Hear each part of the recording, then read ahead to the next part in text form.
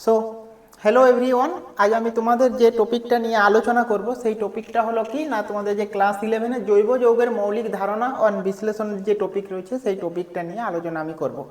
এবং এই টপিক থেকে আমি কি কি জিনিস কভার করব তোমাদের সেটা দেখো। প্রথম হচ্ছে কি জৈব যৌগ কি, সেকেন্ড রয়েছে কি না কার্বনের চতুর্যোজ্যতা, তারপরে রয়েছে কি কেটিনেশন ধর্ম, তারপরে থাকবে হাইব্রিডাইজেশন। হাইব্রিডাইজেশন শেখার সময় তোমাদেরকে কি কি জানবো না, হাইব্রিডাইজেশন জানবো, যে হাইব্রিডাইজেশন বলতে যে অ্যাসিডিটি মানে হাইব্রিডাইজেশন যদি পার্সেন্টেজ অফ এস ক্যারেক্টার কি, পি ক্যারেক্টার কি, তার অ্যাসিডিটি কি সেটা সম্বন্ধেও জানবো। তারপরে আমি কি জানবো না বন্ধন দৈর্ঘ্য সম্বন্ধে আমরা জানবো। বন্ধন দৈর্ঘ্য বলতে যে কোন বন্ডটা বেশি দৈর্ঘ্য, সিঙ্গেল বন্ড না ডবল বন্ড না ট্রিপল বন্ড। তারপরে আমি কি জানবো না বন্ধন বিভাজন শক্তি। দেখো এখানে কি রয়েছে, বন্ধন দৈর্ঘ্যের পরে বন্ধন বিভাজন শক্তি।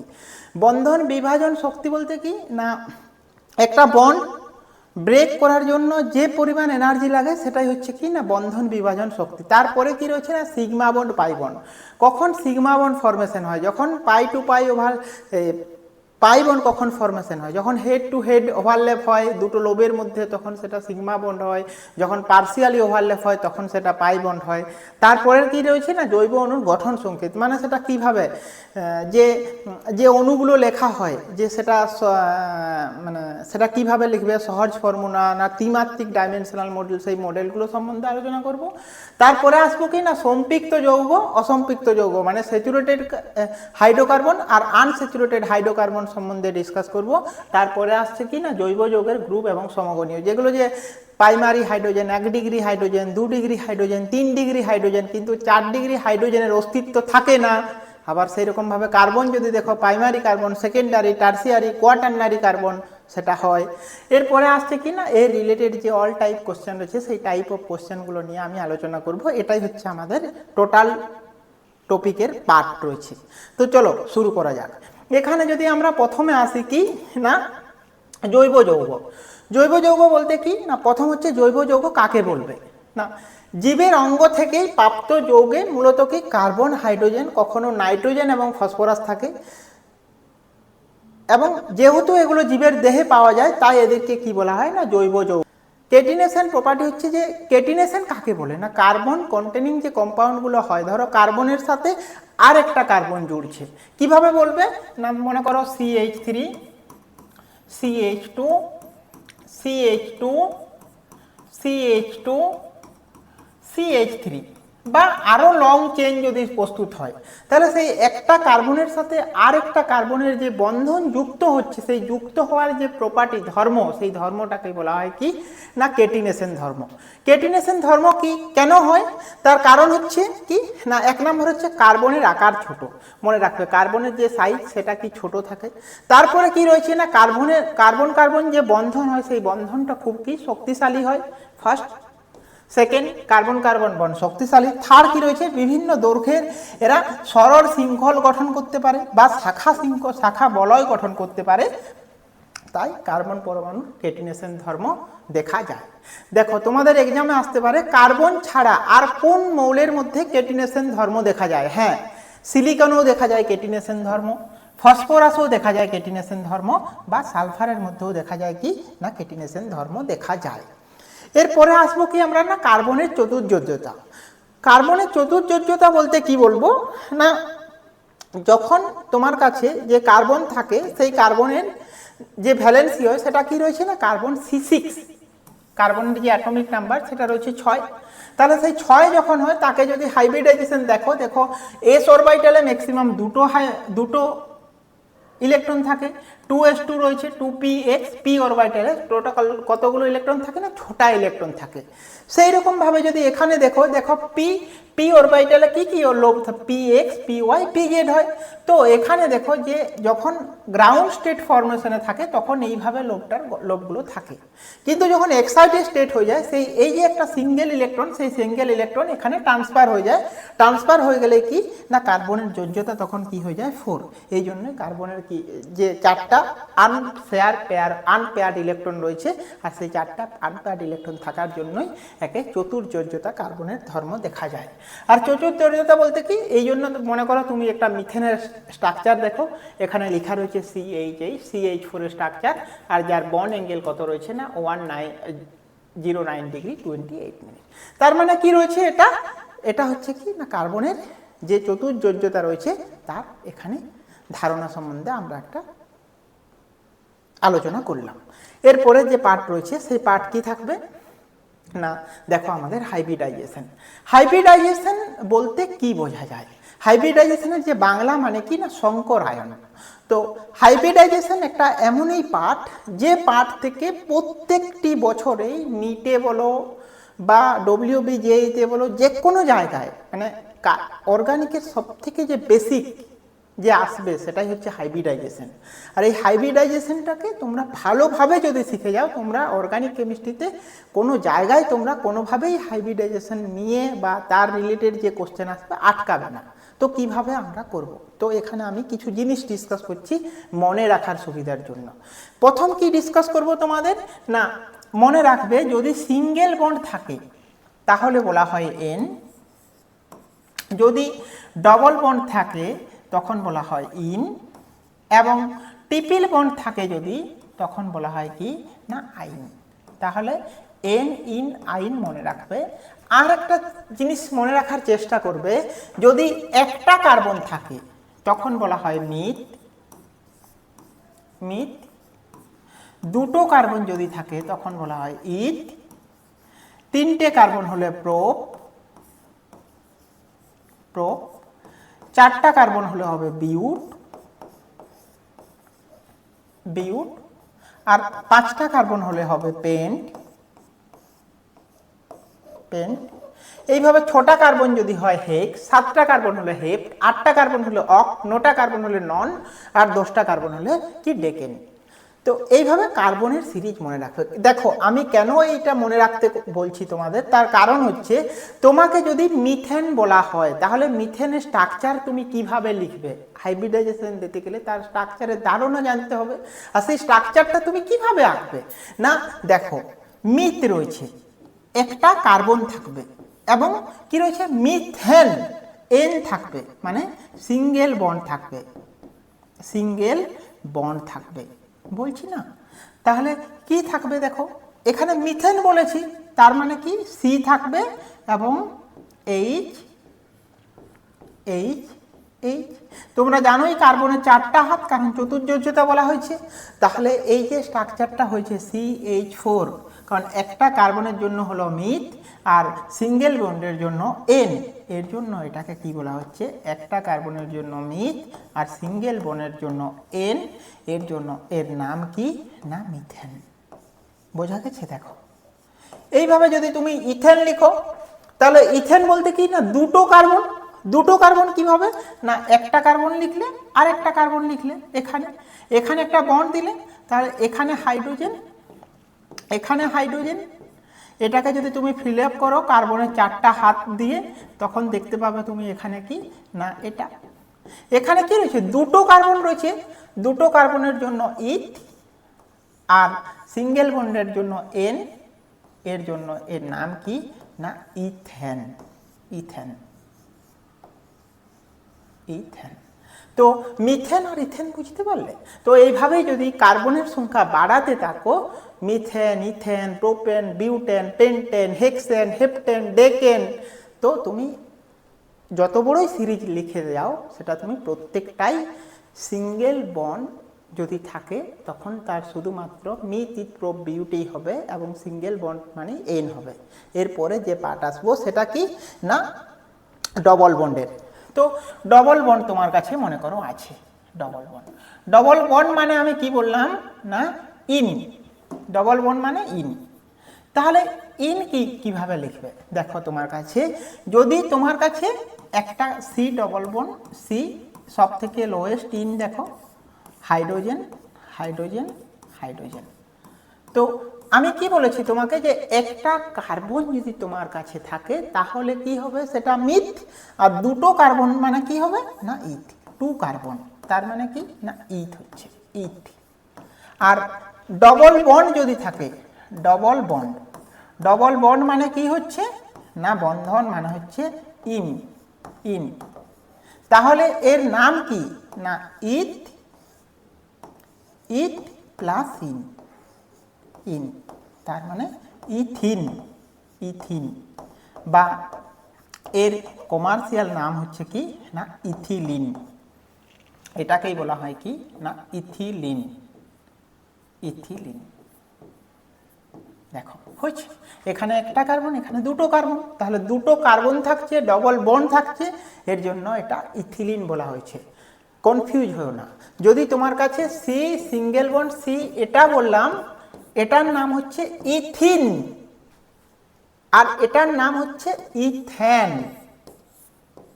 ইথেন, আর এটা হচ্ছে ইথিন, দুটো আলাদা।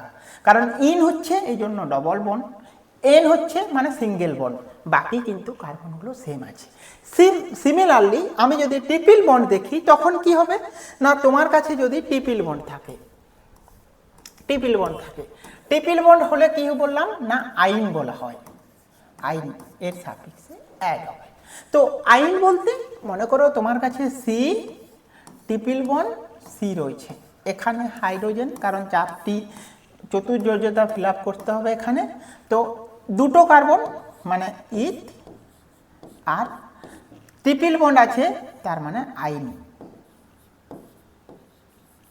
তাহলে এর নাম হচ্ছে ইথাইন, ইথাইন, বা এর আর এক নাম হচ্ছে কি না এসিটিলিন, একেই বলা হয় কমার্শিয়ালি এসিটিলিন, এসিটিলিন, এসিটিলিন হয়েছে। তাহলে তোমার কাছে যদি তিনটি দেওয়া থাকে C single bond C, hydrogen hydrogen hydrogen hydrogen hydrogen hydrogen এটা, বা C double bond hydrogen hydrogen, তাহলে কি রয়েছে এটার নাম কি না, এটার নাম বললাম আমি ইথেন, ইথেন, এটা ইথিন, আর এটা হচ্ছে কি না ইথাইন। তাহলে ওই জন্যই বলেছিলাম ডবল বন্ড এন, এই single bond N, double bond in, triple bond আইন। এর পরের যে পার্ট আসবো কি না হাইব্রিডাইজেশন, কিভাবে আমি হাইব্রিডাইজেশন দেখব। তো তোমার কাছে যদি সি সিঙ্গেল বন্ড সি থাকে আর বাকি যাই গ্রুপ থাক, এই কার্বনটাকে সব সময় মনে রাখবে, এই কার্বনটা হচ্ছে কি না sp3 হাইব্রিডাইজেশন, মনে রাখবে এটা, ঠিক আছে। যদি সি ডবল বন্ড সি হয়, এটা এই যে কার্বনটা রয়েছে এই কার্বনটা কি না এই কার্বনটা হচ্ছে sp2 হাইব্রিডাইজেশন, ঠিক আছে। আর যদি তোমার কাছে সি ট্রিপল বন্ড সি থাকে তখন এই যে এই কার্বনটাকে বলা হয় sp হাইব্রিডাইজেশন, এটা মনে রাখবে। সিঙ্গেল বন্ড যদি কার্বনের চারদিকে থাকে তখন সেই কার্বনটা হচ্ছে sp3 হাইব্রিডাইজেশন, ডবল বন্ড যদি থাকে তাহলে সেটা কি হবে sp2 হাইব্রিডাইজেশন, আর যদি ট্রিপল বন্ড থাকে তখন সেটা কি হয় না sp হাইব্রিডাইজেশন। তো হাইব্রিডাইজেশন পার্টটা মনে রাখার চেষ্টা করবে। তারপরে কি হবে না, যদি হাইব্রিডাইজেশন তোমার কাছে থাকে তাহলে সেই পার্সেন্টেজ অফ এস ক্যারেক্টার দেখতে হয় এবং পার্সেন্টেজ অফ পি ক্যারেক্টার দেখতে হয়। কারণ কিভাবে দেখবে তুমি না, তোমার কাছে যদি এই যে sp3 রয়েছে না, এই টোটালটা কি হবে না 100% তুমি ধরে নাও, তাহলে টোটাল যদি তুমি 100% ধরে নাও তাহলে কি হবে না sp3 sp2 আর sp, ঠিক আছে। এটা আমি তোমার কাছে একটা টেবিল নিয়ে নিচ্ছি তোমার সুবিধার জন্য, তোমাকে মনে রাখতে হবে কিভাবে। দেখো এটা হাইব্রিডাইজেশন, এটা পার্সেন্টেজ অফ এস ক্যারেক্টার, আর এই যে পার্টটা থাকবে এই পার্টটাও তোমার কি না কত অংশ থাকছে। তো এটা যদি তোমার 100% হয় sp3, তাহলে এস ক্যারেক্টার কতটা হবে না sp3 হলে এস ক্যারেক্টার কত হবে না টোটাল 100, তাহলে 25%, বা যদি অংশে রেখো তাহলে কি হবে না 1/4, তোমাদের এইভাবেও কোশ্চেন জিজ্ঞেস করতে পারে যে পার্সেন্টেজ অফ এস ক্যারেক্টার কত পার্সেন্টেজ বা একের কত ভাগ এস ক্যারেক্টার রয়েছে, না 1/4 রয়েছে। সেইভাবে SP3 যদি আসো তাহলে কত হবে 33%, 33.3, কারণ এটা 100%। তাহলে এটা যদি দেখো তাহলে কত হবে না 1/3, তাই তো। আবার যদি SP দেখো তাহলে এর হচ্ছে কি না 50%, তাহলে এর পার্সেন্টেজ অফ এস ক্যারেক্টার কত হবে 1/2। তো তোমাদের এক্সামে যেভাবে তোমাকে কোশ্চেন জিজ্ঞেস করবে, এসিডিটি কি হয় না, এই যে তোমার কাছে N-9 রয়েছে না, এর এসিডিটি যদি তোমার কাছে কোনো কোশ্চেনে আসে তখন তুমি এসিডিটি কিভাবে বলবে না, পার্সেন্টেজ অফ এস ক্যারেক্টার যদি বাড়ে তাহলে তার এসিডিটি কি হবে, বৃদ্ধি পাবে। অ্যাসিডিটি বৃদ্ধি পাবে, অ্যাসিডিটি বৃদ্ধি পায়। অ্যাসিডিটি মানে অম্লতা, সেটা কি হবে না বৃদ্ধি পেয়ে যাবে। এসপির পার্সেন্টেজ অফ এস ক্যারেক্টার কত রয়েছে 50% রয়েছে। তাহলে যদি তোমাকে এখানে এই তিনটে দেওয়া হয় 1, এটা 2 আর এটা 3, এর অ্যাসিডিটি অর্ডার যদি তোমাকে বলা হয় তুমি কিভাবে লিখবে অ্যাসিডিটি অর্ডার, তো অ্যাসিডিটি অর্ডার দেখতে গেলে এর অ্যাসিডিটি অর্ডার কি হবে, অ্যাসিডিটি অর্ডার। তো অ্যাসিডিটি অর্ডার কি হবে না, প্রথম রয়েছে কি না যার এস ক্যারেক্টার বেশি তার অ্যাসিডিটি বেশি। তাহলে আইন ট্রিপল বন্ড রয়েছে, হাইব্রিডাইজেশন SP রয়েছে, তার মানে তার এস ক্যারেক্টার কি বেশি, তার মানে 3 নাম্বারের অ্যাসিডিটি সব থেকে বেশি, দেন 2 নাম্বার, তারপরে 1 নাম্বার। এবারে তোমরা কি জানো যে অ্যাসিডিটির রিভার্স হয় বেসিসিটি। তাহলে অ্যাসিডিটি যত বাড়বে বেসিসিটি তত কমবে। তাহলে বেসিসিটি অর্ডার কি হবে, এর উল্টা হয়ে যাবে। বেসিসিটি কি হবে, ক্ষারত্ব, বেসিসিটি কি হয়ে যাবে না 3 নাম্বারের কম হবে, দেন 2 নাম্বার, দেন 1 নাম্বার। তাহলে তোমার কাছে যদি কোনো অ্যালকেন, অ্যালকিন, অ্যালকাইন থাকে তার তুমি অ্যাসিডিটি, বেসিসিটি প্রত্যেকটা এইভাবে এই প্রসেসেই পার্সেন্টেজ অফ এস ক্যারেক্টারের মাধ্যমেই তুমি লিখবে। আর একটা জিনিস তুমি মনে রাখবে, যদি পার্সেন্টেজ অফ এস ক্যারেক্টার বৃদ্ধি পায় তখন কি হচ্ছে তার বন্ড লেন্থ, কারণ এস ক্যারেক্টার মানে কি রয়েছে না ট্রিপল বন্ড রয়েছে। তাহলে ট্রিপল বন্ড রয়েছে মানে কি সেটা বেশি শক্তিশালী, তখন তার বন্ড লেন্থটা কি হবে কম হবে, তার জন্য সে শক্তিশালী। মনে করো তোমার কাছে 3টি পেন একসাথে দেওয়া হয়েছে, সেই 3টি পেনকে ভাঙা সহজ না, একটি পেনকে ভাঙা সহজ, নিশ্চয়ই 3টি পেনকে ভাঙতে বেশি কষ্ট লাগবে। তো সেই জন্য যে বন্ড লেন্থ আর বন্ড স্ট্রেংথ দেখা হয়, যার স্ট্রেংথটা বেশি হয় মানে কি না বন্ড স্ট্রেংথ, লেন্থ যেটা হয় বন্ডের দৈর্ঘ্য, বন্ড দৈর্ঘ্য যেটা হয় কি বন্ধন দৈর্ঘ্য, এটাকেই কি বলা হয় বন্ধন দৈর্ঘ্য, বন্ধন দৈর্ঘ্য। ঠিক আছে, বন্ধন দৈর্ঘ্য কি 1/, মানে যার বন্ধন দৈর্ঘ্যটা বেশি হবে তার বন্ড স্ট্রেংথটা কি হবে কমে যাবে, কম হবে। আর যার বন্ড স্ট্রেংথ মানে বন্ধন শক্তি, এটা কি না বন্ধন শক্তি, বন্ধন শক্তি। ঠিক আছে, এই পার্ট তোমাদের এখানে হাইব্রিডাইজেশনের আমি তোমাদের কিছু কোশ্চেন অ্যান্সার আলোচনা করব এবং সেখান থেকে অনেকগুলো হাইব্রিডাইজেশনের রিলেটেড কোশ্চেন রয়েছে, সেগুলো 1 বাই 1 আমি তোমাদের কাছে নিয়ে এসে ডিসকাস করব। তারপরের পার্ট কি আসবো না সিগমা বন্ড এবং pi bond. Sigma bond pi bond বলতে কি বলবো না, মনে রাখবে যে সিগমা বন্ড যে ফরমেশন হয় সিগমা বন্ধন, সিগমা বন্ধন, এটা সিগমা সাইন, সিগমা বন্ধন, এটাকে সিগমা, সিগমা বন্ধন বলা হয়, বন্ড বলতে বন্ধন। আর পাই বন্ধন, পাই বন্ড, পাই বন্ড মানে পাইয়ের আকারটা এইভাবে হয়, যেটাকে বলা হয় কি না পাই বন্ধন, বন্ধন। সিগমা বন্ড যে ফর্ম হয় না সেটা কি হয় না হেড টু ওয়েভ, যখন কোনো একটা ইলেকট্রনের যে লোব থাকে, লোবটা যদি হেড টু হেড ওভারল্যাপ করে এইভাবে মুখোমুখি, তখন সেটা কি হয় না সিগমা বন্ধন ফরমেশন হয়। আর যদি পার্সিয়ালি ওভারল্যাপ হয় তখন কি হয় না পাই বন্ড ফরমেশন হয়। এর জন্য তোমার কাছে দুটো স্ট্রাকচার আমি নিয়ে আসছি, তাহলেই তুমি বুঝতে পারবে। মনে করো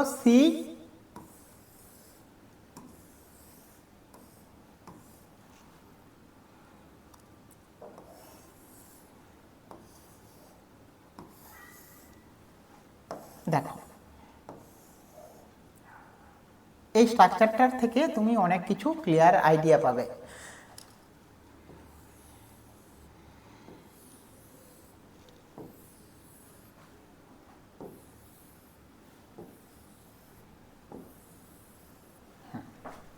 তো এটা কার স্ট্রাকচার না, এগুলো যদি আমি হাইড্রোজেন লিখে দিই তাহলে এটা ইথিনের মিথেন ইথেনের স্ট্রাকচার।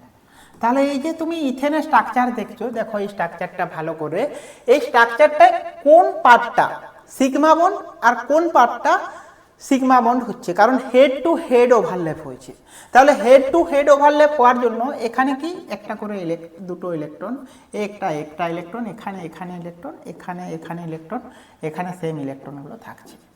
তাহলে এই যে হেড টু হেড ওভারল্যাপ হচ্ছে, একটা লোব কার্বনের, এই একটা কার্বনের লোব, তাহলে কার্বনের লোবটা যে ওভারল্যাপ হয়েছে সেটা কি না head to head, H to H, এর জন্য এটা সবসময় সিগমা বন্ড হচ্ছে। তাহলে এখানে ইথিলিন মলিকুলে কতগুলো সিগমা বন্ড রয়েছে না, দেখো এখানে একটা সিগমা বন্ড, কারণ এটাও একটা হাইড্রোজেনের যে সেটা স্পেরিক্যাল সাইজ, তাহলে এটাও হেড টু হেড ওভারল্যাপ, একটা দুটো তিনটা চারটা পাঁচটা ছটা সাতটা, তাহলে টোটাল কতগুলো সিগমা বন্ড এখানে না 7 সিগমা বন্ড। সিগমা বন্ড কতগুলো রয়েছে না 7, সিগমা বন্ড ইকুয়ালস টু 7। মনে রাখবে সিগমা বন্ড 7, কিন্তু যদি তোমার কাছে বন্ড ইলেকট্রন জিজ্ঞেস করে, একটা বন্ড তৈরি করতে গেলে দুটো ইলেকট্রন লাগে, তার মানে সিগমা বন্ড ইলেকট্রন তখন কতগুলো হবে, সিগমা বন্ড ইলেকট্রন কতগুলো হবে না 14টা, 7টা মানে 7 × 2, তার মানে কতগুলো হবে 14টা ইলেকট্রন হবে। বোঝা গেছে? তাহলে তোমার কাছে যদি ইথিলিন দেয়, তোমরা নিজেরা প্র্যাকটিস করবে ইথেন হলো প্রোপেন, বিউটেন, হেক্সেন, হেপটেন, ওগুলোতে কতগুলো সিগমা বন্ড রয়েছে সেটা তোমরা নিজেরা প্র্যাকটিস করো এবং কপিতে লিখে ঠিক আছে। এরপরে আসবো কি পাই বন্ধন। পাই বন্ধন কখন ফর্মেশন হয় না, পাই বন্ধন ফর্মেশন হয় কি না side wise overlap. Side wise overlap বলতে মনে করো তোমার কাছে একটা ইথাইন মইটি রয়েছে, কিভাবে সেটা দেখো, পাই বন্ধন। তো পাই বন্ধন যে ফর্মেশন হচ্ছে সেটাও ঠিক এইভাবে, কার্বন, এখানে কার্বন দিচ্ছি, এদিকে যে লোব রয়েছে কার্বনের, এখানে পাই বন্ড ফর্মেশন হয়েছে। এই জন্য দেখো তুমি এই যে কার্বনের এখানে এদের এই যে লোবটা রয়েছে এটা একটা সিগমা বন্ড, ঠিক আছে। এরপরে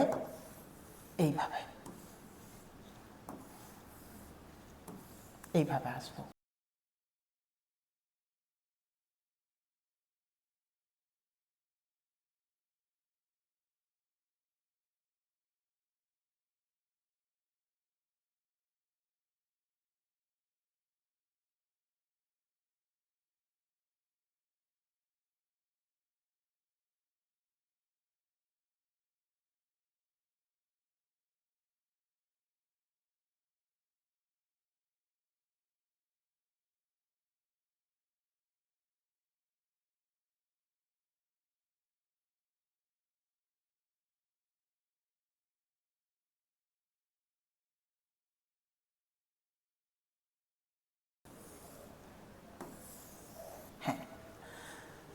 এটা একটা ইথিলিন মইটি। ইথিলিন মানে কি না C2H4, ঠিক আছে, এটা হচ্ছে ইথিলিন, এখানে ডবল বন্ড রয়েছে।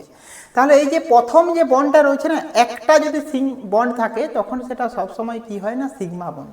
এই যে এই বন্ডটা কি, এখানে একটা ইলেকট্রন, এখানে, এটা সবসময় কি সিগমা বন্ড।